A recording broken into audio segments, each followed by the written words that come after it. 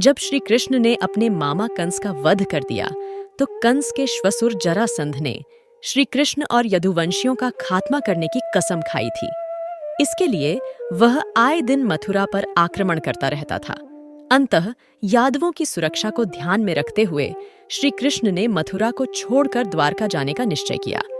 द्वारका में उन्होंने लगभग 31 वर्षों तक शासन किया था। कथा शुरू करने से पहले दोस्तों, चैनल पर नए हो तो वीडियो को लाइक करें और चैनल को सब्सक्राइब करें। तो कथा शुरू करते ही मथुरा छोड़ने के बाद श्री कृष्ण ने अपने परिजनों और यदुवंश की रक्षा के लिए समुद्र के निकट द्वारका नगरी का निर्माण विश्वकर्मा के हाथों करवाया था। द्वारका नगरी के समुद्र में डूबने के पीछे 2 पौराणिक घटनाएं जिम्मेदार मानी जाती हैं। एक घटना गांधारी के श्राप से जुड़ी है, वहीं दूसरी घटना का संबंध श्री कृष्ण के पुत्र सांब को ऋषियों से मिला श्राप था। दरअसल गांधारी ने युधिष्ठिर के राज तिलक के बाद महाभारत की घटना के भगवान कृष्ण को जिम्मेदार ठहराया था। अपने पुत्रों के मारे जाने के दुख और क्रोध की अग्नि में जलती हुई गांधारी ने श्री कृष्ण को श्राप देते हुए कहा था कि जिस प्रकार मेरे कुल का नाश तुमने नाश किया है और मुझे दुहक दिया है, उसी प्रकार तुम्हारे कुल का भी नाश हो जाएगा। दूसरी घटना का संबंध ऋषियों द्वारा श्री कृष्ण के पुत्र सांब को दिया गया श्राप था। एक दिन जब महर्षि विश्वामित्र, कण्व और देवर्षि नारद द्वारका पहुंचे तो वहां यादव कुल के नवयुवक ने उनके साथ हंसी ठिठोली करने की सोची। हंसी मजाक के उद्देश्य से वे श्री कृष्ण के पुत्र सांब को एक स्त्री भेष में उन सभी ऋषियों के पास ले गए। वे नवयुवक कहने लगे कि ये स्त्री गर्भवती है, क्या आप बता सकते हैं कि इसके गर्भ से कौन उत्पन्न होगा? ऋषियों ने नवयुवकों को ऐसी बातें करते देखा तो उन्हें अपना अपमान महसूस हुआ। वे अपने इस अपमान को सहन नहीं कर पाए और उन्होंने श्री कृष्ण के पुत्र को श्राप दे डाला कि कृष्ण का यह पुत्र वृष्णि और अंधकवंशी पुरुषों का नाश करने के लिए लौह से निर्मित मूसल को उत्पन्न करेगा। उस मूसल के द्वारा तुम और तुम्हारे जैसे क्रूर लोगों के समस्त कुल का नाश हो जाएगा। साथ ही यह भी कहा कि उत्पन्न हुए उस मूसल के प्रभाव से केवल कृष्ण और बलराम ही बच पाएंगे। जब श्री कृष्ण को इस श्राप के बारे में ज्ञात हुआ तो उन्होंने कहा कि श्राप की यह अवश्य ही सत्य होगी। ऋषियों द्वारा मिला यह श्राप व्यर्थ नहीं जाएगा। आहर्षि मुनियों का श्राप इतना प्रभावशाली था कि अगले ही दिन सांब ने मूसल को उत्पन्न किया। राजा उग्रसेन को जब मूसल के उत्पन्न होने की बात मालूम हुई तो राजा ने उस मूसल को चुराकर समुद्र में डलवा दिया। समुद्र में मूसल को डलवाने के बाद श्री कृष्ण और राजा उग्रसेन ने नगर में यह घोषणा करवाई कि आज से कोई भी वृष्णि और अंधकवंशी अपने गृह में मदिरा तैयार नहीं करेगा। यदि कोई ऐसा करता है तो उसकी सजा मृत्युदंड होगी।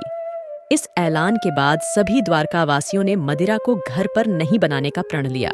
समय बीतता गया और द्वारका में अपशकुन बढ़ते चले गए। रोज तेज आंधी चलने लगी और नगर में चूहों की संख्या इतनी बढ़ने लगी थी कि द्वारका में लोगों से ज्यादा चूहे हो गए थे। अजीबोगरीब भयंकर घटनाएं होने लगी। इन्हें देखते हुए श्री कृष्ण को लगने लगा कि अब गांधारी का श्राप सत्य होने का समय आ गया है।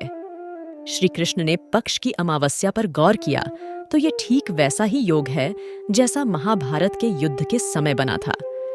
गांधारी के श्राप को सत्य में परिवर्तित करने के लिए श्री कृष्ण ने यदुवंशियों को तीर्थ करने का आदेश दिया। इसके पश्चात आज्ञा का पालन करते हुए राजवंशी समुद्र के तट पर तीर्थ से आकर निवास करने। एक दिन अंधक और वृष्णि के बीच किसी बात पर बहस हो गई। उपहास और अनादर इतना अधिक बढ़ गया कि दोनों ने एक दूसरे पर हमले करना और वध करना शुरू कर दिया।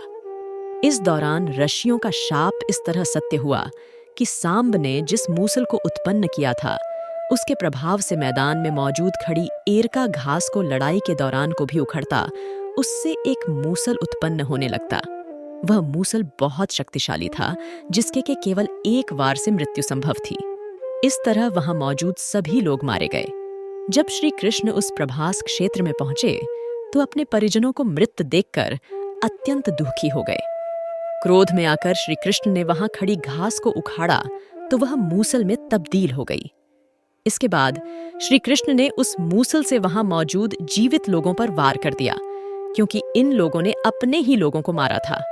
श्री कृष्ण ने वासुदेव जी को इस संहार के बारे में बताया और कहा कि आप स्त्रियों और बच्चों को लेकर अर्जुन के साथ हस्तिनापुर चले जाइए। इसके बाद श्री कृष्ण प्रभास क्षेत्र में पहुंचे तो उस समय उनके बड़े भाई बलराम जी ध्यान मुद्रा में थे। श्री कृष्ण को देखकर बलराम के शरीर से शेष नाग निकले और समुद्र में चले गए। फिर श्री कृष्ण श्राप और नरसंहार के बारे में विचार करते हुए इधर उधर घूमने लगे। घूमते हुए वे पेड़ के नीचे विश्राम करने के लिए बैठे। इसी दौरान जरा नामक शिकारी का बाण उनके पैर के अंगूठे में जाकर लगा। जरा शिकारी ने यह हिरण का मुख समझ मारा था। श्री कृष्ण के पैरों में लगा बाण देख शिकारी उनसे क्षमा मांगने लगा तो उन्होंने जरा को अभयदान दिया और अपने प्राणों को त्याग दिया। इसके बाद यदुवंशियों का अंतिम संस्कार किया गया, जिसके अगले ही दिन वासुदेव जी ने भी प्राण त्याग दिए। अर्जुन वहां से स्त्रियों और बच्चों को जैसे ही हस्तिनापुर की ओर चले, द्वारका नगरी समुद्र में डूब गई। दोस्तों, ऐसी कथा सुनने के लिए हमारी वीडियो को लाइक करें और चैनल को सब्सक्राइब करें।